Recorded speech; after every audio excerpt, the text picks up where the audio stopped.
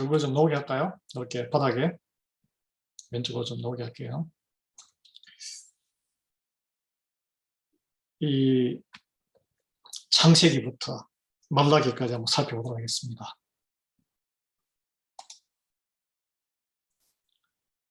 여기 보시면 창세기에서 말라기까지 각 그 책에는 주제가 있어요. 주제가. 그러면 주제 역사서와 율법서와 그리고 시가서, 시와 예언서, 선지서죠. 네, 이렇게 나뉜다고 했습니다. 제가 그죠? 이렇게 좀 드릴게요. 보겠습니다. 가기 전에. 여러분 창세기는 이 제네시스인데 제너레이션 세대의 8세대가 8명의 그 주인공이 나옵니다. 8명 누구죠? 아담, 그리고 부부인 하와, 그리고 셋, 노아, 아브라함, 이삭, 야곱, 요셉. 인생을 통해서 하나님께서 이 세대 간에 이 최초의 모든 것이 시작되는 최초의 창조와 그 다음에 타락과 인간의 죄로 인한 타락과 홍수, 심판이 나오고 바벨탑, 또 대홍수가 났지만 또 정신을 못 차리고 인간들이 또 바벨탑을 사는데 바벨탑이 무너지죠. 기본적으로 창세기는 사람에게 피조물의 그 만물의 영장인 사람에게 포커스가 맞춰져 있습니다. 그래서 에덴 동산에서부터 아담의 창조에서부터 요셉의 죽음에 이르기까지 그 에덴의 자유에서 애굽의 노예 생활을 준비하는 단계까지 창세기의 이야기입니다. 그래서 창세기의 주제는 영어로 하면 generation, 세대, 하나님의 그 모든 창조의 그 결과, 인간이 타락하는 그 과정을 이야기합니다. 그 다음에 출애굽기.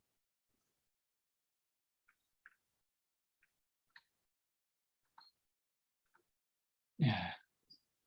창세기에 보시면 그래서 에덴 동산에서 이 지도에 나오죠. 아담과 하와와 셋과 노아의 이야기가 나오고 우르에서 아브라함이 하나님의 부르심을 받아서 하란으로 옮겼다가 하란에서 가나안 땅으로 해서 가나안 땅에서 아브라함과 아들 이삭과 그 이삭의 아들 야곱과 요셉이 있고 이삭과 야곱과 에서가 나오고 그 다음에 야곱의 아들 요셉이 노예로 팔려서 애굽으로 들어가면서 이렇게 끝납니다. 창세기 끝나죠. 그 다음에는 뭐가 있어요? 이제 그 다음에 책에는 출애굽기죠. 출애굽기는 애굽으로부터 탈출이에요. 출은 탈출이라는 뜻입니다. 나온다는 이야기죠. 애굽은 이집트입니다. 야곱하고 야곱의 부인하고 자녀들이 거기에 애굽에 들어갔을 때는 70명이었어요. 70명인데 430년 지나고 노예 생활을 했는데 그 숫자가 합쳐서 한 350만 명 정도 불어났다고 합니다. 여러분 70명이 25년이 지나면 자녀를 생산하잖아요. 25년마다 2배로 불어나면 자녀를 많이 낳아서 증가되었다면 350만 명이 훨씬 넘는 400년 만에 350만 명이 훨씬 넘는 인구로 증가하는 것으로 이 수학자들은 계산을 하고 있습니다. 그 이후에 이제 애굽에 모세가 와서 애굽에 탈출하기 위해서 10가지 재앙이 일어나고 홍해가 갈라지죠. 지도에 나오듯이. 그리고 광야에서 만나와 메추라기가 하늘에서 떨어지고 바위에서 물이 솟는 기적이 일어나고 여러 가지 사건들이 지나갑니다. 그 다음에 거기에서 시내산에서 호렙산 시내산에서 모세가 하나님으로부터 율법, 이 생활 법률이죠. 613개의 율법을 받고 이동이 가능한 이 텐트, 예배 처소를 이렇게 짓는 법을 배우고 제사장을 선발해서 제사를 지내는 그런 이제 변화되는 하나님의 백성으로 변화되는 과정을 그게 광야에서 경험합니다. 그게 출애굽기의 내용이에요. 이제 레위기는 이 레위 지파의 후손들인데 제사장들과 제사를 전업으로 삼는 종교인이죠. 일종의 요즘으로 치면은 그 희생 제사, 레위인의 희생 제사. 그래서 죄를 어떻게 하나님 앞에 아뢰고 우리가 죄의 속함을, 그러니까 죄를 탕감받는 것을 방법을 적어놨습니다. 5가지 제사가 나오고 그것의 효과. 제사는 번제, 불에 태우는 것과 소제, 이 곡식이죠.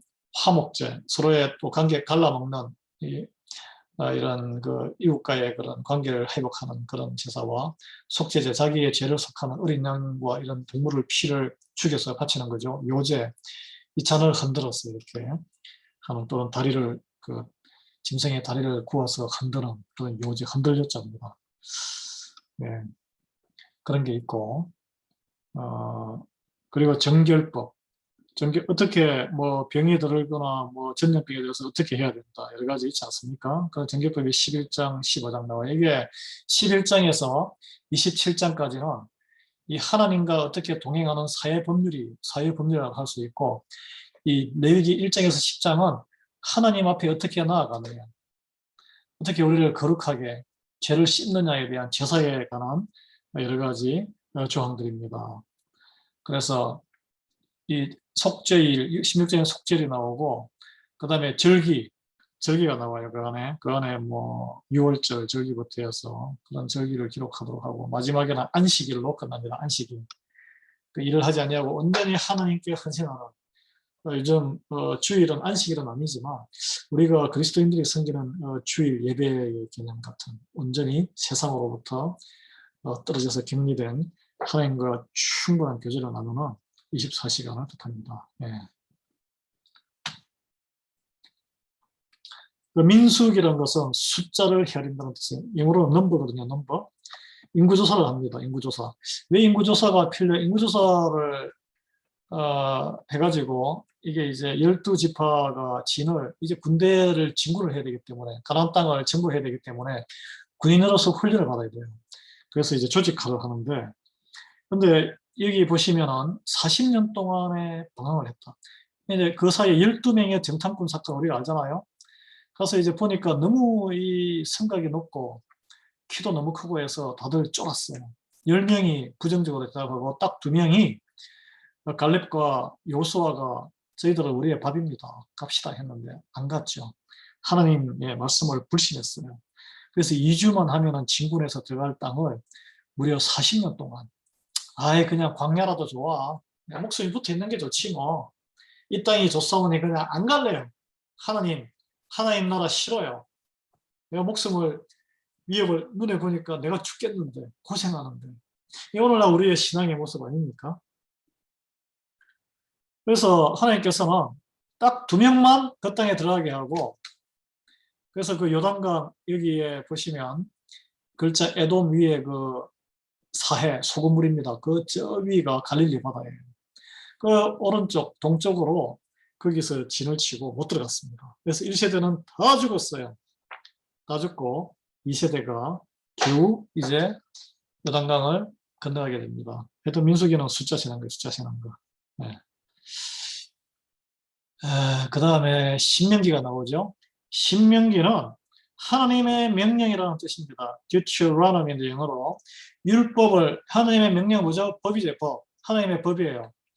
법 1장에서 4절은 지나온 과거. 이 신명기는 여러분 그 듣는 대상이 1세들은 아니고 2세들. 그러니까 이스라엘을 경험하지 못했던 기억에 아주 어릴 때 여기서 광야에서 태어난 자녀들이 이제 명수가 거의 자기 부모 세대만큼 늘어났는데 40년이 지나서 이 역사를 잊어버릴 수 있으니까 그 하나님이 어떻게 역사하셔서 너희들이 어떻게 조상들이 노예로 살았는지를 먼저 들킵니다. 이게 신명기는 모세의 설교예요. 설교. 그 하나님의 법을 요약해서 가르칩니다. 도덕법, 그 다음에 어떻게 먹고 무엇을 먹으면 안 된다. 그리고 민사소송, 민사법, 어떻게 뭐 해악을 끼치고, 이게 출애굽기에도 좀 나오는데 좀 더 디테일하고 자세하고 확장돼서 나옵니다. 그 다음에 27장, 34장은 하나님과의 언약을 체결하는 것을 설명을 해요. 여기 보면 할례가 나오고 뭐 대학에 나와요. 그 다음에 나실인 그런 하나님께 온전히 헌신한 자는 어떻게 머리를 깎지 말아야 되고 그 다음에 제사장은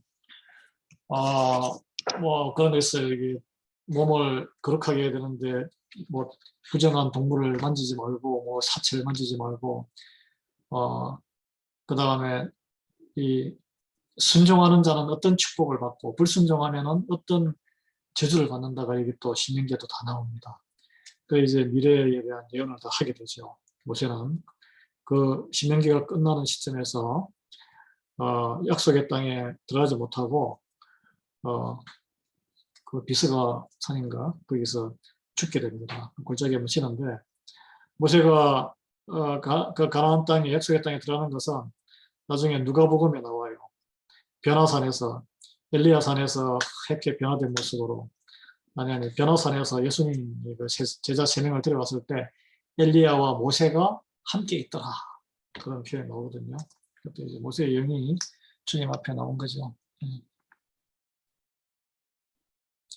자 여러분 여호수아는 정복 전쟁인데 이게 어떻게 보면 가나안 부족들의 그 우상 숭배가 관영한 그 가나안 부족들도 어떻게 보면 옛날에 아담의 후손들이에요. 사실은 아담의 후손들인데 격까지 다 우상 숭배에 쩔어서 살던 그런 부족들입니다.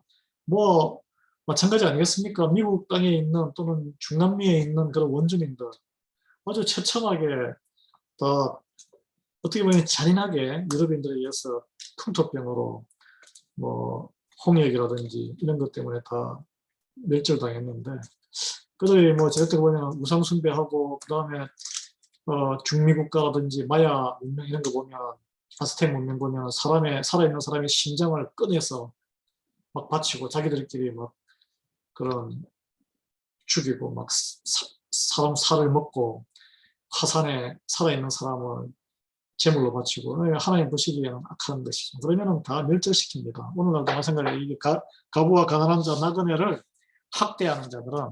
학대하는 이들은 하나님께서 그들의 이 학대받는 고아와 가부와 가난한 자와 나그네들의 신음소리를 절대 외면하지 않겠다라고 그 학대하는 자들을 다 멸절하겠다 이런 말씀이 있습니다. 출애굽기에도 있고 곳곳에 있는데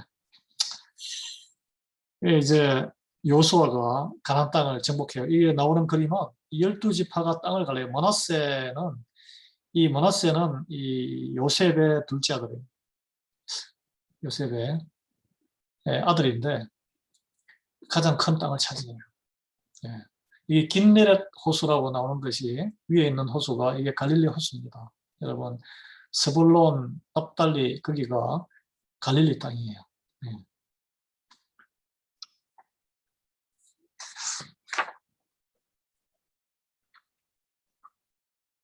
그 다음에는 사사기가 나오죠. 사사라는 것은 재판관이라는 뜻입니다. 여러분 그 출애굽기 같은 데 보면 서로 분쟁이 이스라엘 백성들 사이에 붙었을 때 그 영적인 지도자한테 가서 하나님 말씀으로 재판을 받았어요.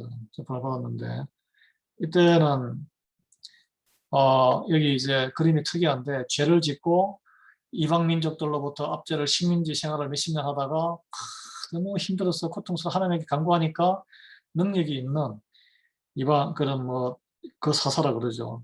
여자인 드보라, 기드온, 입다, 삼손 우리가 알잖아요.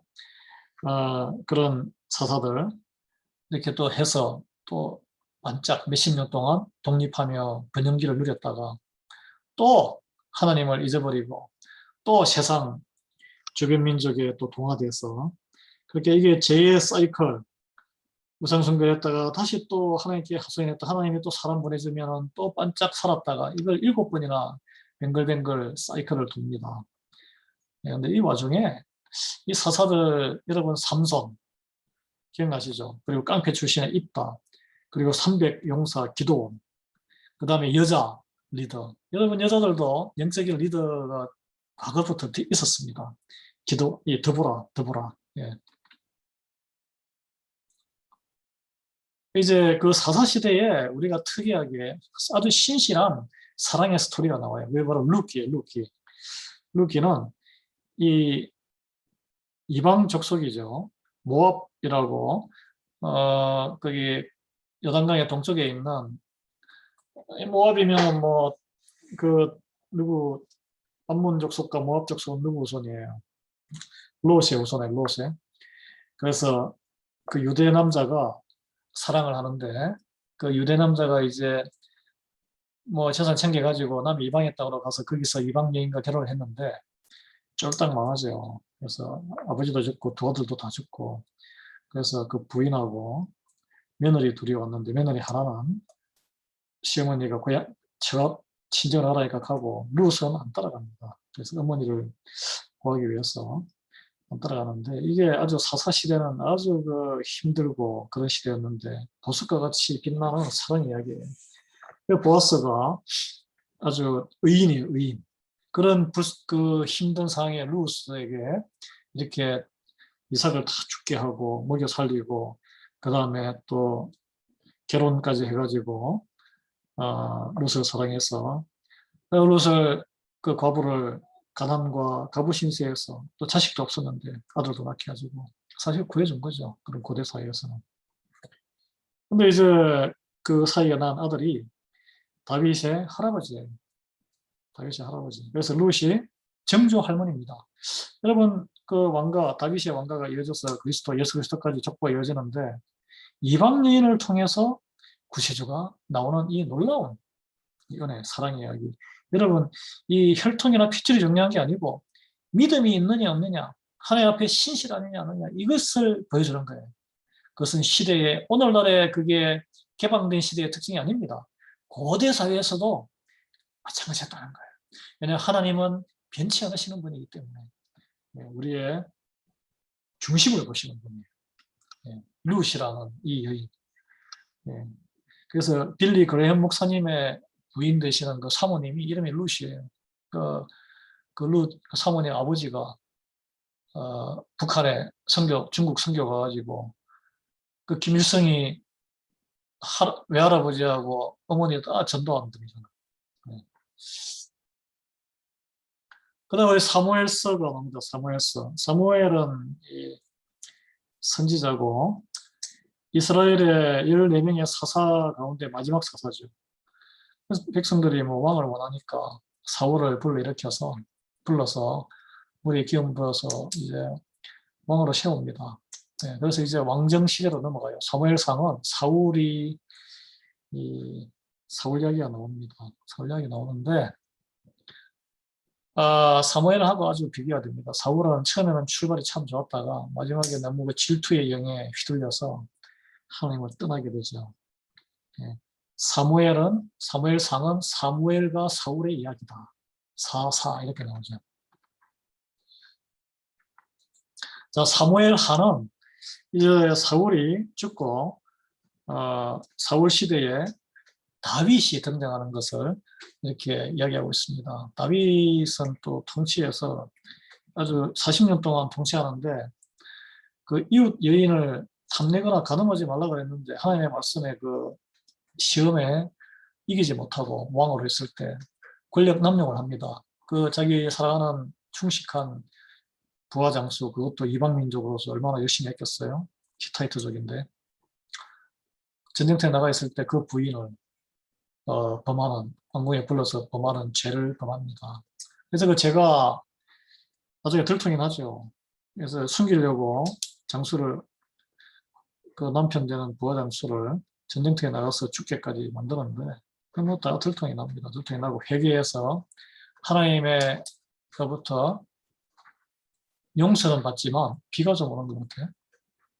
감사하죠. 네.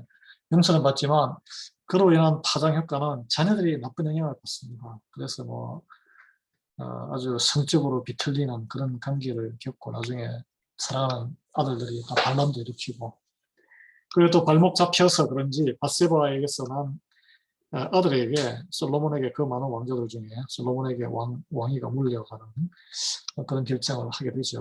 네.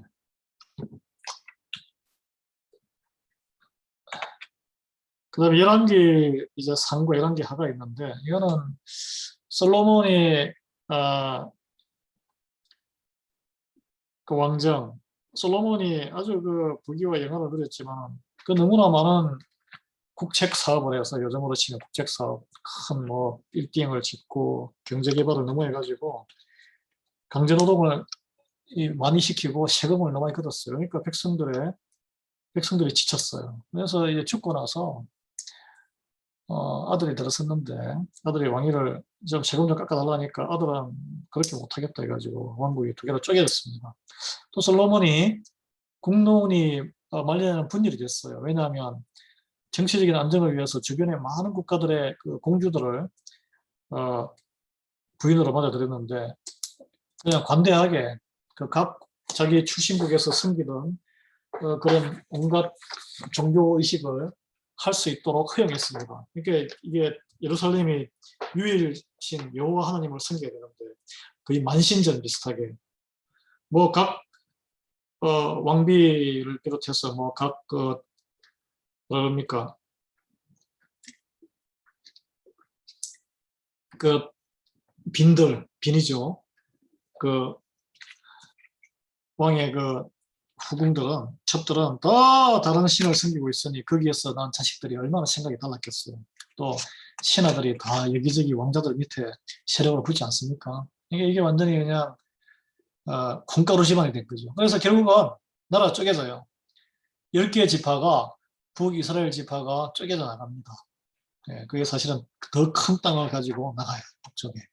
그 이스라엘 이름을 그쪽에 가져가고 남아있는 지파는 유다 지파 남쪽이라서 우리는 이제 편의상 남유다라고 부릅니다. 남유다라고 불러요. 정식 국명은 유다고 위에는 분열된 국가는 이스라엘이에요. 이게 이제 남북 시대가 되는 거죠. 예. 그래 이제 이렇게 쫙 그림을 희한하게 그렸는데 가운데 이렇게 뭐 땅이 갈라져가지고 원래 저 그림은 저렇지 않습니다. 북쪽에는 왕들이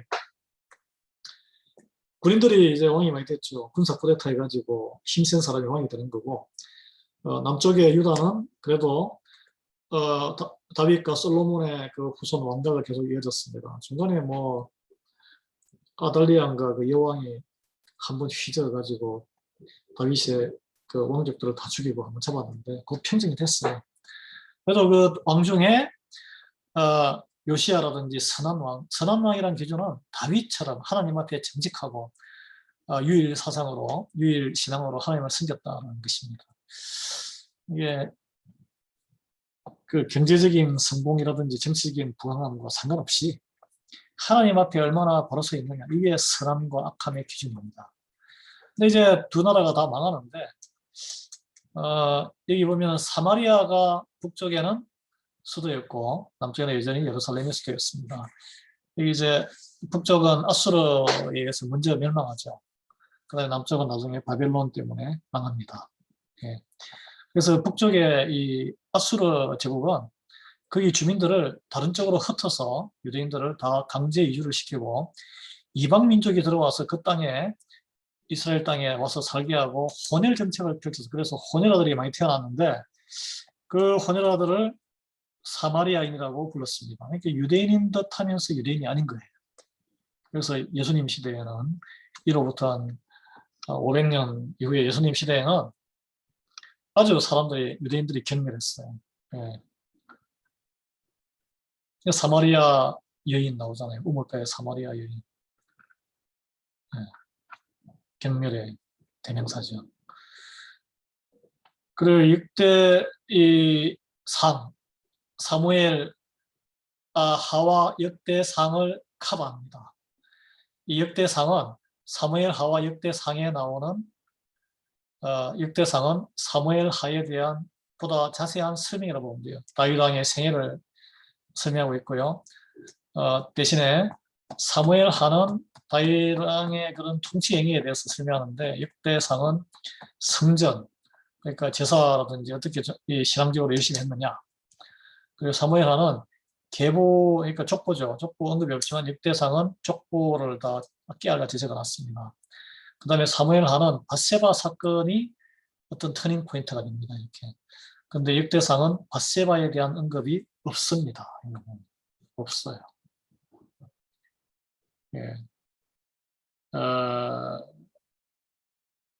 왜냐하면 역대상의 저자는 에스라 이제 포로 생활을 끝내고 돌아온 유대인들이 하나님과의 관계를 회복하는 게 중요했어요. 그래서 이 다윗의 이야기라도 아주 그 치부, 안 좋은 이야기는 그냥 덮어버리고 자긍심을 갖도록 하나님께서 어떻게 역사적으로 은혜롭게 다윗을 성공적인 왕으로 만들었는지만 주로 강조해서 그 다윗이 어떻게 하나님의 신앙을 굳건히 세웠느냐 그런 것을 이제 많이 부각을 시킨 책이죠.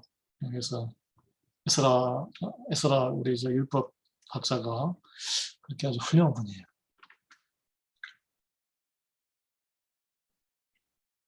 역대하는 열왕기 상하에 대한 주석이라고 볼 수 있습니다. 열왕기 상하는 열왕기는 솔로몬에서 바빌론 포로 시기까지를 기록했는데 열왕기 상하는 역사서 기록처럼 이렇게 해놨고 남북 왕국을 모두 다 설명하는데 역대기는 주로 제가 말씀드렸죠. 모본이 되는 신앙, 남유다죠, 남유다. 남유다에 또 거기에 나오는 그 신실했던 왕들 이야기를 중심으로 그리고 신실하지 않은 사람들은 그냥 뭐 빨리 지나갑니다. 그래서 열왕기 상하는 좀 세상의 정치 그 역사서랑 좀 비슷한데 역대하는 성전. 제가 말씀드렸죠. 이게 에스라가 바빌론 포로에서 돌아와서 성전 재건하는 작업을 그리고 예배를 재건하는 다시 회복하는 작업을 하고 가르쳤기 때문에 그런 역사 속에서 그 롤 모델이 필요했던 거죠. 예. 이제 달라요. 달라. 포커스가 다릅니다. 같은 이야기라도 포커스가 다르기 때문에 이 열왕기 상하를 볼 때 역대하를 같이 보면 도움이 된다는 것이죠. 성경을 깊이 이해하는 데 도움이 된다는 거예요.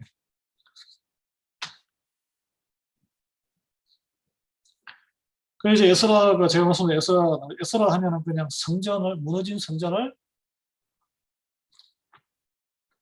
다시 짓고 무너진 예배를 회복하는 것을 가르친 사람이다.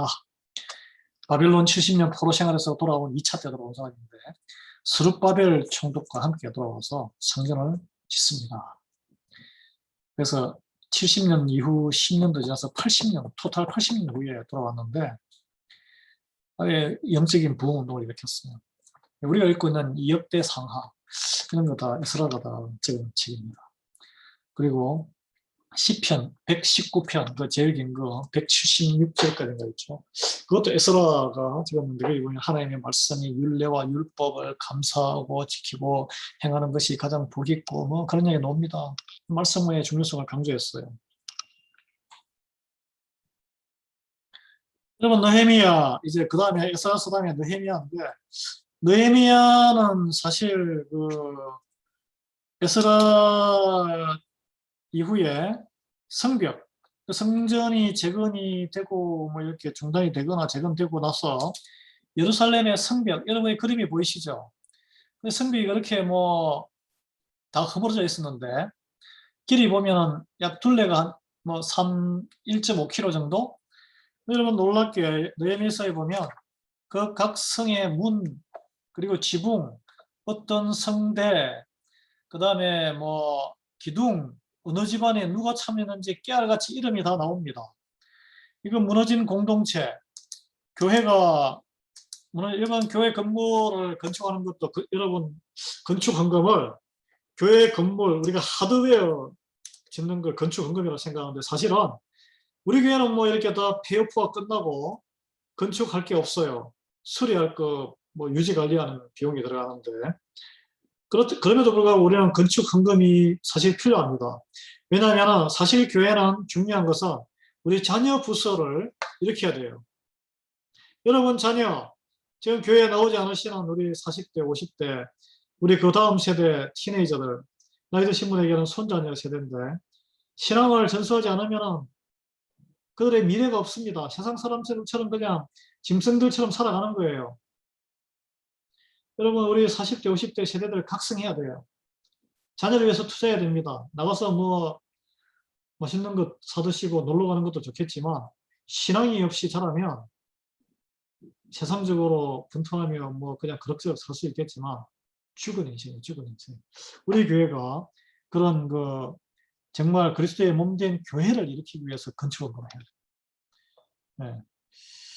여기 보면은 뭐 그림에 이렇게 다 나오는데, 그래서 백성들 앞에 말씀을 에스라가 읽고 건축을 헌신을 하면서, 여러분 헌신이 있어야, 내가 잃어버리는 게 있어야 그 공동체의 주인이 되는 거예요. 아무런 내가 손해보는 거 하나도 없이, 뭐 세상 말로 땡전 한 푼 헌금하는 것도 없이 어떻게 그 주인이, 세상에 무슨 LA 피트니스도 회비를 내잖아요, 회비를. 물론 그렇게 생각했죠. 나에게 교회가 준 것이 전혀 없는데 내가 왜 편히 헌금을 합니까? 이렇게 생각하실 수 있겠지만 그건 잘못된 생각입니다. 여러분께서 알게 모르게 하나님의 은혜로 이 교회에 오시게 된 것도 하나님께서 인도하셔서 오신 것이고, 하나님의 은혜 가운데 오늘 일용할 양식을 먹고 사시고 숨으시고 계시다는 것을, 건강을 잃고 후회하지 마시고 건강하실 때 깊이 한번 생각해 보셔야 됩니다.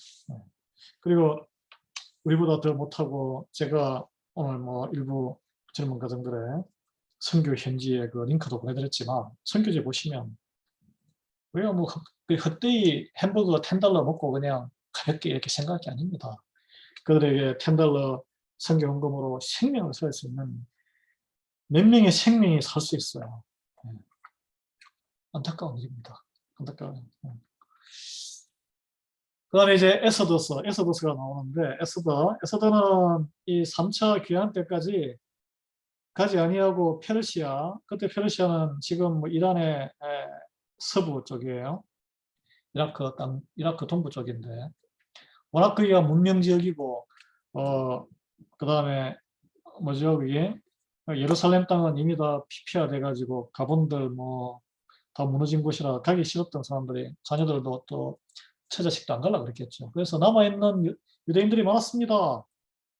근데 뭐 아시듯이 에스더스 보면은 그 하만이라는 그게 고위 그 토족 세력이, 유대인들이 자기들 그 종교 정책에, 통일 정책에 고개를 안 숙이니까 다 제거하고 학살하려고 하다가, 하나님께서 그 결정적인 순간에 탁 뒤집어엎잖아요. 내가 죽으면 죽으리이다. 에서더, 하나님께서 나를 왕비로 이렇게 존귀한 자로 만든 것은 바로 이 날을 위함이 아니겠느냐. 네가 이 모르드게 그 에스더의 뭐 사촌이라기도 하고 삼촌이라기도 하는데, 이렇게 에스더에게 이야기하잖아요. 네가, 에스더가 네가 침묵을 지키면 너와 내 집안은 살지 모르지만 하나님께서는 어떤 방법으로든 신실한 이 하나님의 백성들을 구할 것이다. 그러나 그 다음에 너와 내 집안이 하나님께서 어떻게 손볼지 누가 아느냐. 네가 그렇게 된 것은 바로 오늘 이때를 위함인 줄 알아야 한다. 하나님께서 너를 존귀하게 만든 것은, 하나님께서 너에게 복 주시고 일용할 양식을 주신 것은 축복의 통로로 삼기 위해서, 그 하나님의 복을 더 많은 사람들에게 생명을 살리는 데 나누게 하기 위해서 주시는 것입니다. 여러분, 사해의 특징이 뭐예요? 위에 그 게네렛 호수, 갈릴리 호수, 예수님께서 사역하시던 곳은 생명이 넘치는 곳이었습니다. 물고기가 있고 그물이 터지라 물고기가 잡히는 아름다운 곳이었어요. 그렇지 않은 강물이 흘러 계속 들어가기만 하고 나오는 출구가 꽉 막힌 사해, 물고기 못 살아요. 배출구가 없으면 썩어요. 여러분도 오줌, 똥, 그러니까 이게 배설을 못하면 일주일 못 넘어서 죽습니다. 독이 올라서 죽어요. 인생도 마찬가지예요. 많이 퍼낼수록 하나님께서 더 새롭고 신비롭고 더 풍성하게 부어주실 줄 믿으시기 바랍니다. 그게 에스더스의, 우리가 보기에는 당장 죽는 것 같아요. 아유, 내 쓰기에도 부족한데, 내 욕심을, 내가 다른 사람 비교해서 내가 더 아직 못 사는 것 같은데, 더 잘 사는 사람들이 많은데 왜 내가 뭐 이거 조금 헌신해봤자 무슨 티가 나겠어. 안 해요. 예수님은 과부의 두렵돈 $1도 안 되는 그 돈을 귀하게 무겁게 받아서 쓰시고 칭찬하셨습니다. 믿음이에요. 믿음. 믿음을 가지시기 바랍니다. 하나님에 대한 믿음이 없이 헌신이 없이 축복을 받으려고 생각하지 마십시오. 네. 여러분 주변을 보십시오. 우리 장로님들, 권사님들 무한 헌신하시는 분들이에요. 그들의 자녀들을 보십시오. 잘 되고 잘 됐어요. 손자녀들을 보십시오. 복에 복을 받아요. 많은 미국인들로부터 인정을 받아요. 자랑스러워요. 또 신실해요. 저도 부러워요. 다음에 욥기.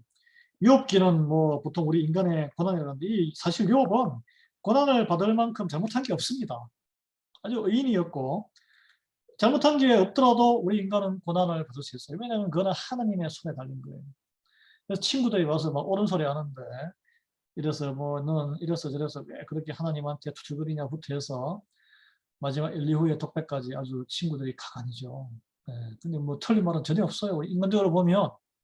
근데 마지막에 이제 하나님께서 이야기하시는데 이게 핵심이 뭐냐면 인간의 고난이 핵심이 아니고 하나님의 주권을 인정해야 된다는 것입니다. 우리는 우리가 원해서 태어났습니까? 네? 그리고 우리가 뭐 열심히 노력해서 좋은 전문직에 아니면 돈을 벌거나 뭐 실패했거나 이 모든 것이 하나님의 섭리 안에 있다는 것을 인정해야 돼요. 그 고난이 우리의 고난이 아니에요.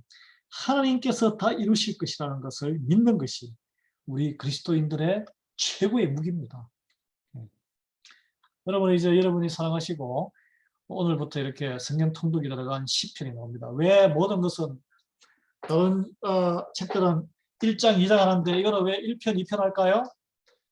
다른 것들은 그러니까 산문이에요. 산문. 하나로 쭉 지금 1장, 2장으로 갈라놨지만 다른 책들은 원래는 그게 문장 이 앞뒤 구분 없이 쭉 연결된 하나의 편지처럼 하나의 글처럼 되어 있는 책들입니다. 그런데 시편은 1편부터 각 책이 150개가 모여서 각 시들이 150개의 시를 모아서 만든 편집한 거예요. 그래서 시편이라고 합니다.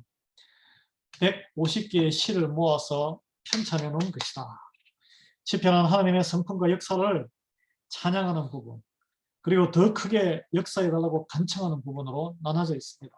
그래서 이게 이 시편이 보면은 여기 나오죠. 창세기 주제와 유사하고 출애굽기 주제와 유사하고 레위기 주제와 비슷하고 민수기, 신명기 주제가 비슷한데 다윗의 시, 고라의 시, 아삽의 시, 저자불명 누군지 이거 아마 솔로몬 뭐 이런 사람일 거예요. 그 다음에 나머지 대부분의 다윗인데 119편은 에스라시다. 예. 그래서 기도가 이 시편처럼 여러분 감사함으로 시작해야 돼요. 대표기도도 감사함으로 시작하고 회개, 고백의 시로 고백의 기도로 시작하시고 그 다음에 도와주시옵소서. 주님을 사랑합니다. 이 사랑을 고백하고 그 다음에 주시옵소서. 이렇게 다 적절하게 섞어서 기도를 하는 것을 우리가 알 수 있습니다. 이건 기도문입니다. 기도문. 여러분 기도가 막힐 때는 시편을 읽고 부르짖으세요. 잠언 나오죠. 잠언. 잠언은 우리 생활 속의 지혜인데 이걸 뭐 오늘날 그대로 적용할 수 있는 것도 있고 좀 적용하기에 좀 미인한 것도 있어요. 근데 여기 보면 교만하고 그런 자들이 남자들을 위주로 이렇게 하는 남자들이 권력을 장악하기 때문에 음란한 여인의 유혹에 빠진다고 이렇게 그건 뭐 예나 지금이나 마찬가지입니다. 젊은이들에게 지혜와 어리석음에 대해서 가르치고 이게 자녀들과 특히 티네이저들에게 익히게 하면 좋습니다. 이 지혜의 근본은 뭐냐면 분별력이에요. 분별력. 분별력. 여러분이 세상의 모든 이 철학과 가치는 아주 상대적이에요. 상대적이고 힘의 관계에 의해서 결정되기 때문에 이게 밑에 베이스가 없습니다. 그렇지만 하나님의 지혜는 하나님은 뚜렷한 모럴 밸류와 가치, 왜냐하면 가치를 창조하신 분이시기 때문에 그 있어요. 흔들리지 않아요. 그래서 이 잠언을 통해서 하나님의 지혜의 바탕을 서서 그 바닥 위에 서서 분별력을 가지고 이 세상을 이것이 어느 것이 옳은 길인지를 알 수 있다는 것입니다. 그래서 이 잠언을 보면은 하나님께서 설계하신 대로 인생을 살아가는 삶의 기술을 배울 수 있어요. 지혜로운 자가 됩니다. 지혜로운 자가 돼요. 자, 이제 전도서, 전도서가 나오기 전에 이사야서가 요즘 뭔가 잘못되는 거죠. 예, 전도서가 나와야 되는데, 전도서가 이제 인생이 무가치하다라고 시작하는데, 진정한 인생의 가치. 여러분, 이게 내가 인생을 헛살았네 깨닫는 것은 뭔가 잘못돼서 아픔을 느끼면 사람이 반성합니다. 그래서 그냥 순탄하게 살아가는 인생이 좋은 인생이 아니에요. 하나님께 돌아오려면 뭔가 아픔을 한번 느껴야 됩니다.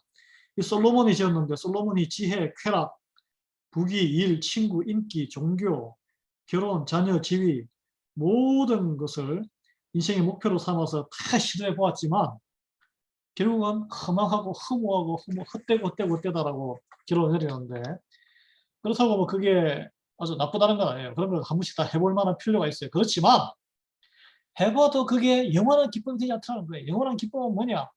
하나님을 경외하고 그 명령을 지키는 것이 사람의 본분임을 깨닫는 거예요. 지혜의 근본이 하나님을 알고 하나님이 나를 사랑하고 내가 하나님을 사랑하게 될 때 그것이 바로 지혜의 근본이고 사람의 본분이라는 걸 깨닫는 거예요. 그게 바로 뭐예요? 믿음이에요. 믿음. 신앙입니다. 그래서 이 전도서가 제일 위험한 것은 여러분 전도서에 그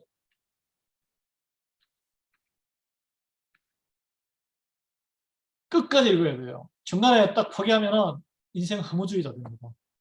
그 다음에 이제 아가서가 나오는데 화면 안 나오는데 결혼 생활의 성적인 문제를 묘사한 거예요.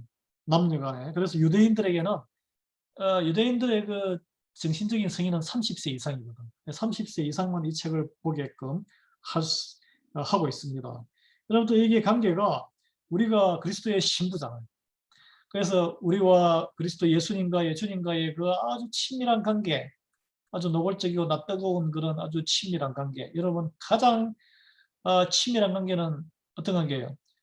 육신 그 쾌락을 서로 나누는 그러니까 섹슈얼 릴레이션십을 하는 관계. 젊었을 때. 예. 그 관계까지 포함된 것입니다. 사실 아가스가 포함을 하고 있어요. 그 다음에 이제 이사야서로 넘어갑니다. 이사야서는 이스라엘 백성의 고난과 영광을 다 포함한 이게 66장까지 있는 66장까지 있는데 여러분 성경이 66개의 책으로 되어 있죠. 그래서 이사야서가 정확하게 성경과 일치합니다. 1장부터 39장 구약의 39개의 책이 있는데 이거는 하나님의 심판이에요. 하나님이 불순종하는 백성에게 심판을 선포하시고 그 다음에 40장부터 66장까지는 하나님의 성도를 위로하고 회복하고 네? 온전히 구원을 받는 메시아가 또 구세주가 오는 그런 내용을 담고 있습니다. 특히 이사야서 53장 그리스도의 십자가에 대해서 표현하고 있는데 우리가 잘 아는 그런 구절들이 이사야서 53장에 나오죠. 예. 그의 찔림은 뭐 이런 이야기 있잖아요. 말씀 있잖아요. 예. 그가 찔림은 우리의 허물 때문이요 그가 상함은 우리의 죄악 때문이라. 그가 징계를 받음으로 우리는 평안을 누리고 그가 채찍에 맞음으로 우리는 나음을 받았도다. 우리는 다 양 같아서 그릇 행하여 각기 제 길로 갔거늘 여호와께서는 우리 모두의 죄악을 그에게 담당시켰도다. 누구예요? 예수 그리스도 십자가의 대속의 십자가의 길을 십자가에서 죽으심을 바로 예언하고 있습니다. 예.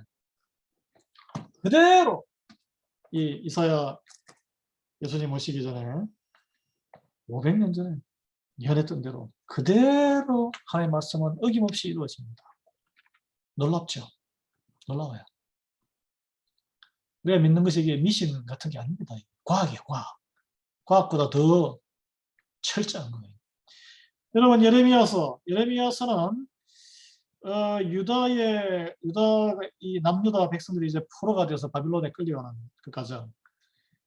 그래서 예레미야는 사실 그 백성들한테는 가장 인기가 안 좋았어요. 그래서 핍박도 많이 받고. 왜냐하면 뭐 나라가 망한다, 너희들 끌려간다, 70년 뒤에 고생하다가 되돌아오긴 하지만 그러니까 싸울 생각하지 말고 그냥 항복해라. 그래야 너희들 목숨을 구할 수 있다. 그렇게 하니까 누가 좋아해요?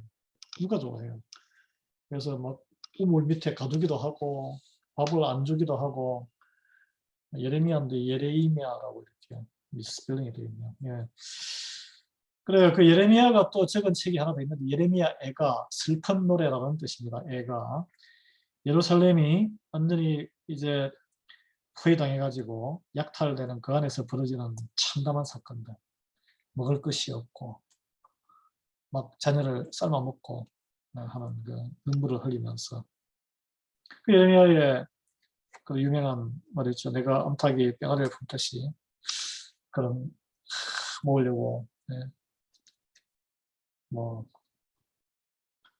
그래서 그 예레미야 지금 그 유대인들이 그 예루살렘에 가면은 뭐 옛날에 그 성벽이 느헤미야가 그 재건했던 성벽이 다 허물어지고 서쪽에 벽이 하나 남아 있는데 그걸 통곡의 벽이라고 하는 통곡의 벽에는 거기에 예레미야 애가의 내용을 히브리어로 기록해 놨다고 합니다.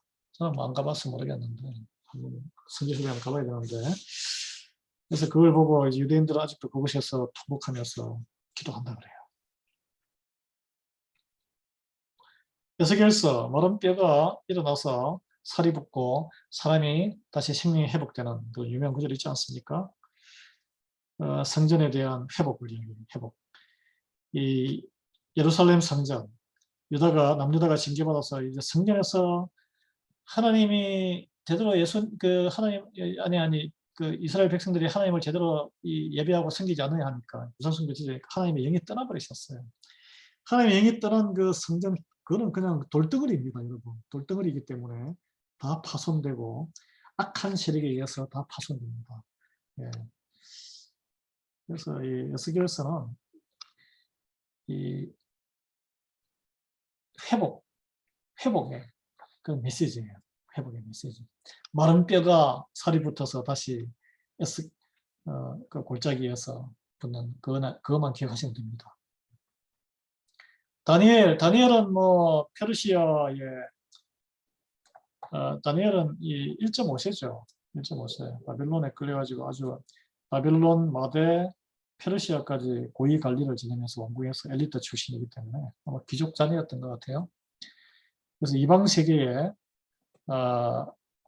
운명이 어떻게 되겠냐. 앞으로 등장할 이 바빌론, 페르시아, 그리스, 로마 제국에 대한 구체적인 예언을 하게 됩니다. 하나님께서 우리가 어디에 가든지 간에 하나님께 신실히 섬기는 자, 다니엘을 보면 그런 걸 느낄 수 있어요. 성전을 향해서 절하며 하루 3번씩 기도하고 사자 앞에서도 굴하지 아니하고 믿음으로 그리고 풀무에 떨어져도 믿음으로 뭐 과학적으로는 그걸 뭐 어떻게 설명할 길이 없지만 하여튼 믿음으로 사는 자에게는 하나님께서 보호해 주시고 인도해 주신다는 것을 다니엘은 그 어디에 있든지 간에 하나님을 동의하신다는 것을 말해주고 있습니다. 호세아서는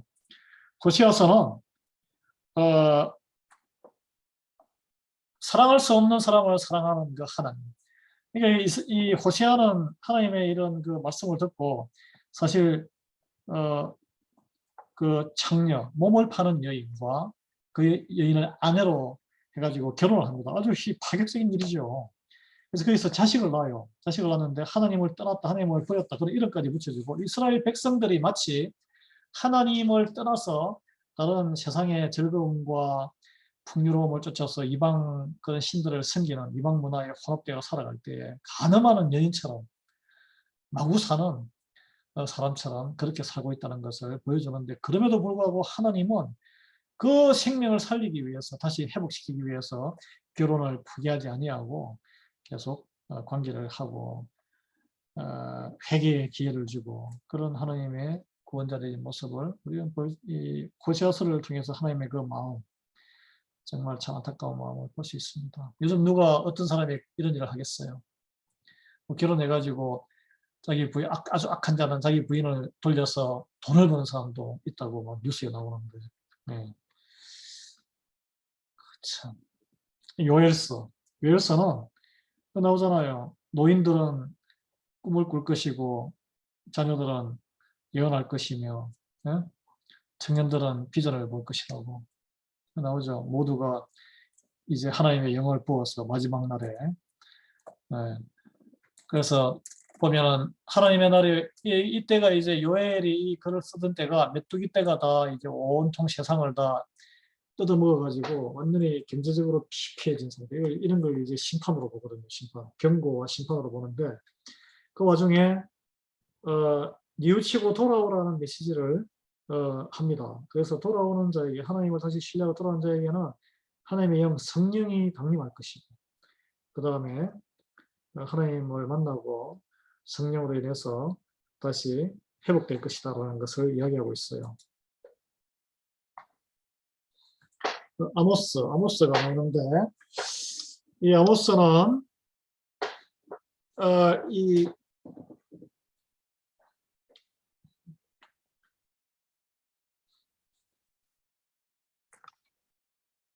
심판과 용서의 결과인데 이 사람들이 이 북이스라엘 그 사람들의 죄에 대해서 이 아모스에 보면은 아주 빈부격차에 대한 신랄한 비판이 공의가 하나님의 정의가 강물처럼 흐르는 고아와 과부와 그리고 구분 재판남들 그리고 사치를 벌이는 뭐 쟁쟁거리며 걸어다니는 그 아가씨들 뭐 아주 호화찬란한 명품으로 몸을 이렇게 두르고 다니는 그것이 멸망할 것이다.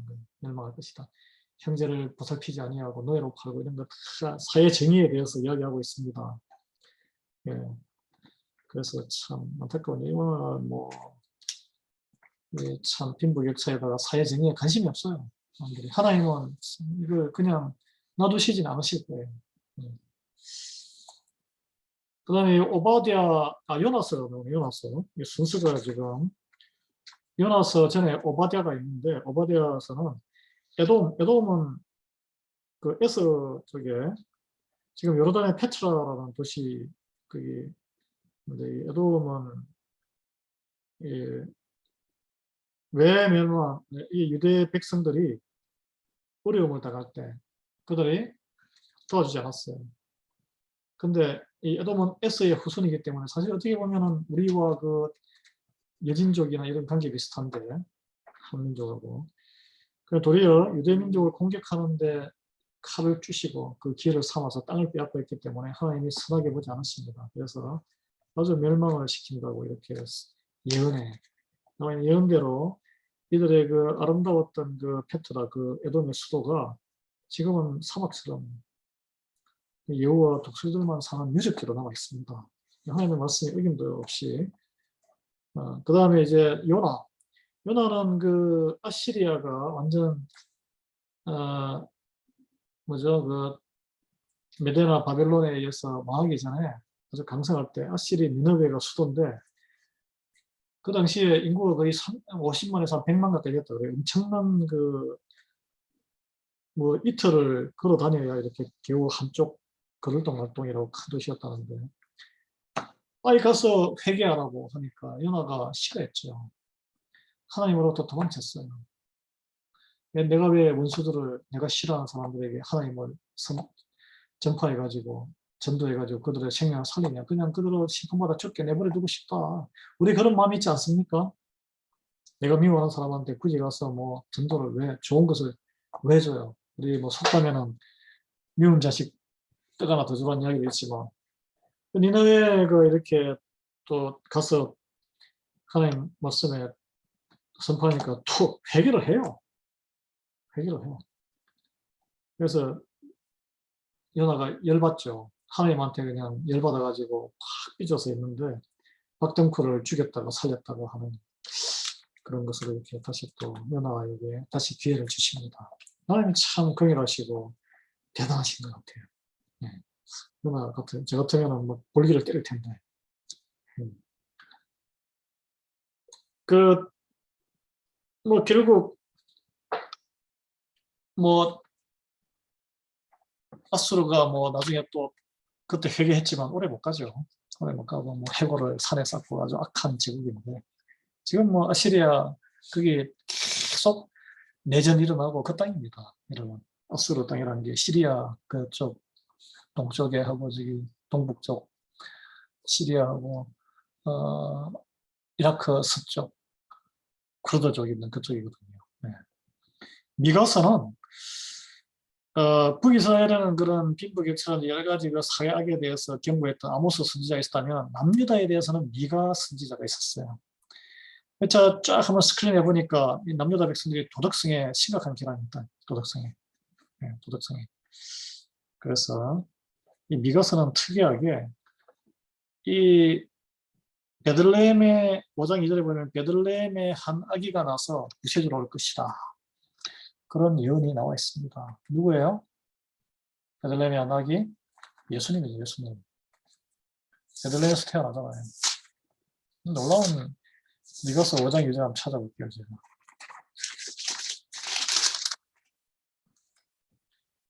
베들레헴 에보라다야 너는 유다 족속 중에 작을지라도 이스라엘을 다스릴 자가 내게로 나올 것이라. 그의 근본은 상고의 영혼에 있느니라. 오 마이. 그러므로 여인이 해산하기까지 그들을 붙여두시겠고 그 후에는 그의 형제들 가운데서 남은 자가 이스라엘 자손에게로 돌아오리라. 그의 근본은 상고의 영혼으로 연결되어 있다. 누구예요? 하나님, 하나님. 예. 베들레헴에서 태어난 아기 예수님 하나님이라는 이야기입니다. 이 성경은 자기의 인간의 그 지혜와 능력을 뛰어넘는 하나님의 계시로서 밖에 쓸 수 없는 거예요. 어떻게 이걸 쓰겠어요? 400년 전에 예수님 오시기 전에. 그 다음에 나훔서가 이제 그 요나가 회개를 외쳤을 때 회개했는데 한 100년 정도 지나서 뭐 그 본질이 어디 갑니까? 인간이 완악해서 그 아수르 여기에 니느베 성도가 죄악의 잔이 넘쳐가지고 더 이상 이제 하나님께서 못 봐주겠다. 여기 여러분 이 니느베의 성곽을 보십시오. 물이 사방을 이렇게 가로지르고 이렇게 있기 때문에 들어갈 틈이 없습니다. 물을 못 건너요. 예, 악어 같은 것도 버글버글했고 여기에 보면 또 성곽이 높아가지고 그리고 이 성 안에는 한 몇십 년 먹을 식량을 쌓고 있기 때문에 네, 멸망을 못한다 했는데 이 물길을 돌리고 해서 이 수문으로 들어가서 이게 다 이게 지금 이 성에 남아있지가 않아요. 학속에 다 파묻혀서. 하나님께서 징벌하시는 날에는 인간이 쌓은 모든 성과, 성체 아무 소용 없습니다. 그냥 하루살이처럼 그냥 무의미해요. 네. 그 하박국은 하나님의 주권. 여러분 하박국 선지자.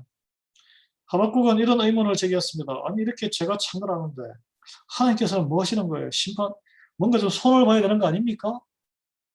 네? 손을 봐야 되는 거 아니에요? 그리고 하나님 이 유다 백성 아수르 제국에 의해서 북이스라엘이 멸망했는데 어떻게 이럴 수 있습니까?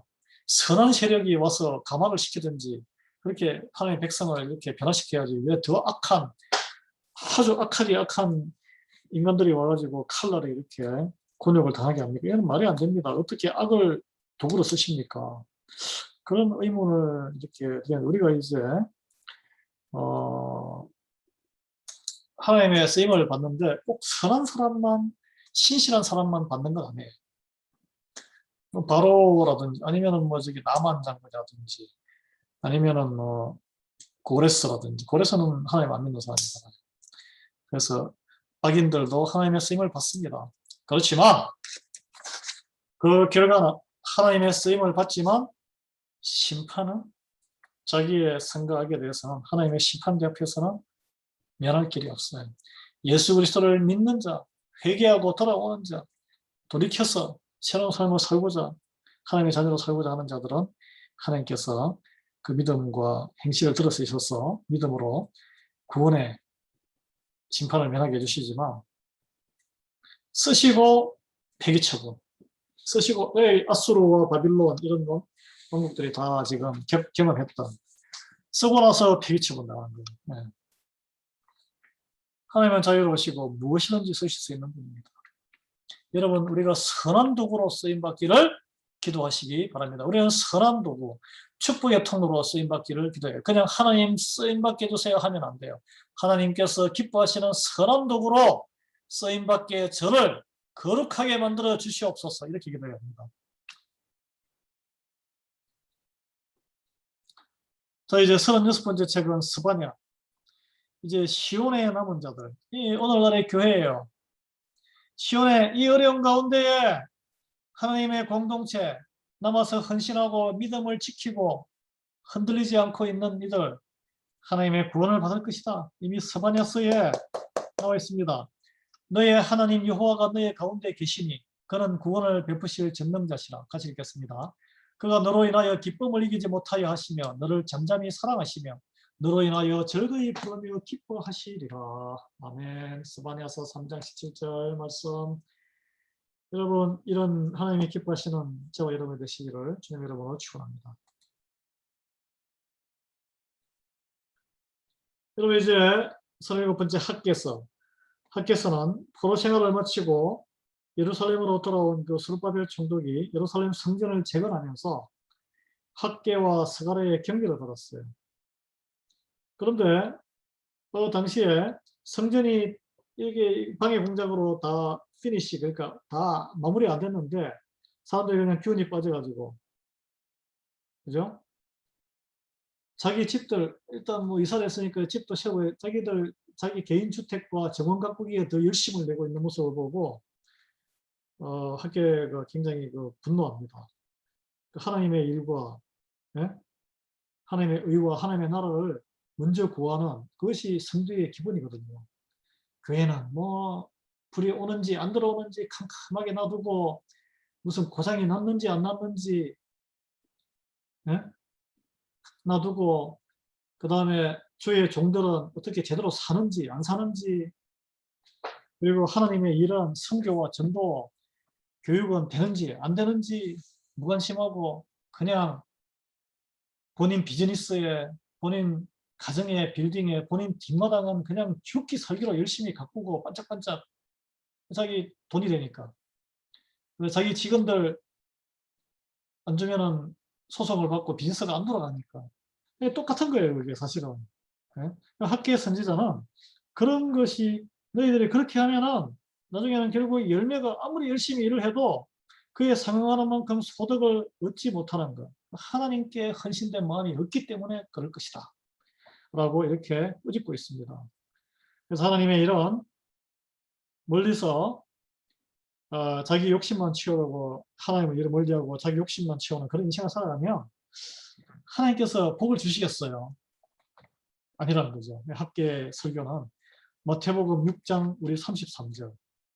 제가 조금 전에 말씀드렸죠. 한번 읽어드리겠습니다. 제가. 마태복음 6장 33절.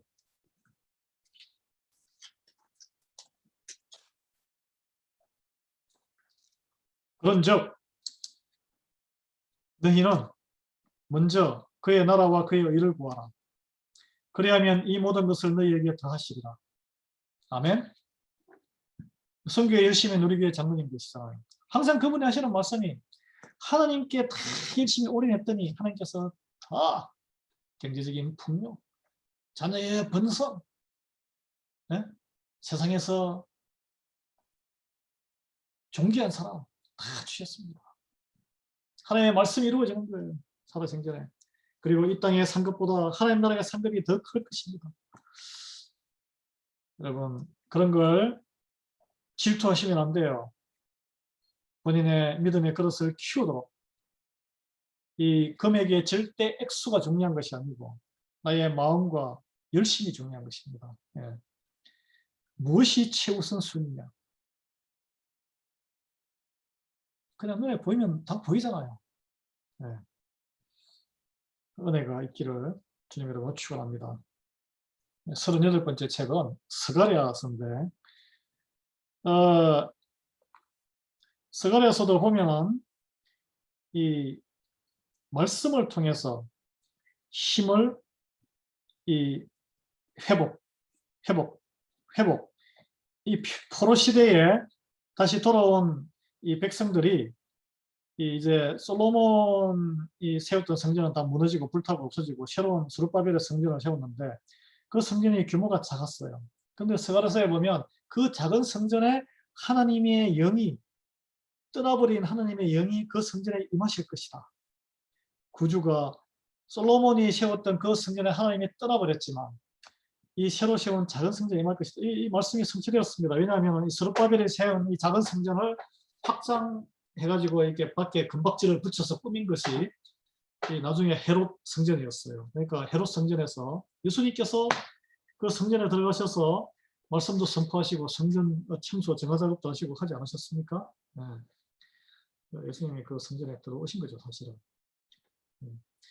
여러분, 이 하나님께서 여러분을 통해서 하나님의 놀랍고 비밀스러운 일을 행하실 것입니다. 이 스가랴서에 보면은 그런 내용이 나와요.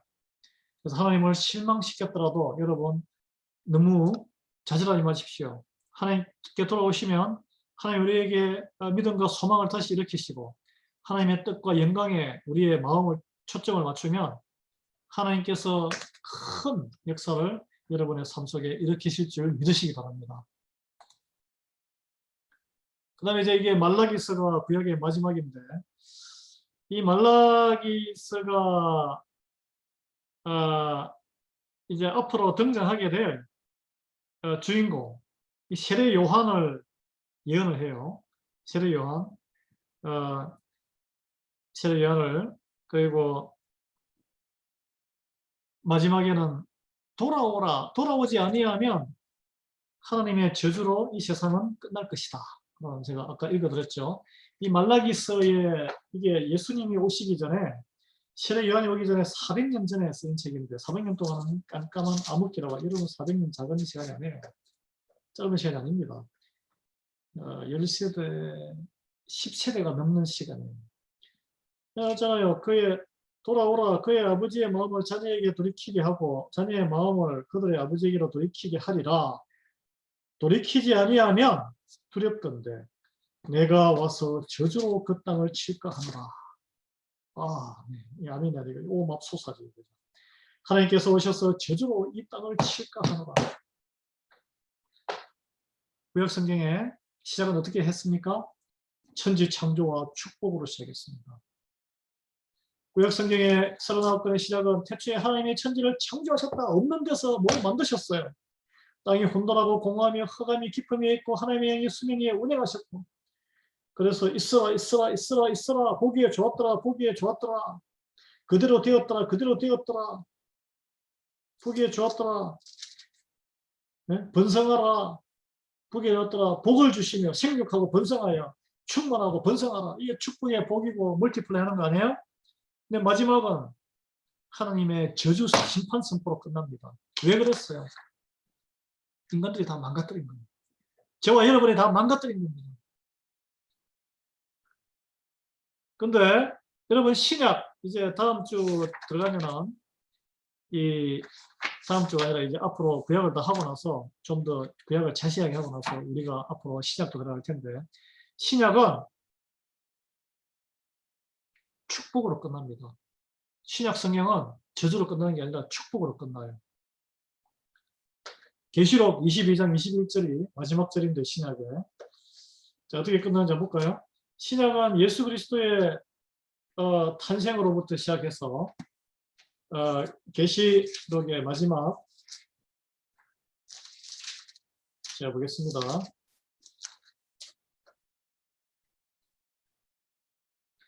어떻게 끝납니까? 주 예수의 은혜가 모든 자들에게 있을지어다. 아멘. 예수님의 은혜가 모든 사람에게 저와 여러분에게 있을지어다. 선포로. 예수님의 은혜가 있으면 우리는 구원을 받고 영원한 생명, 심판에서 면제되는 거예요. 축복이에요, 축복.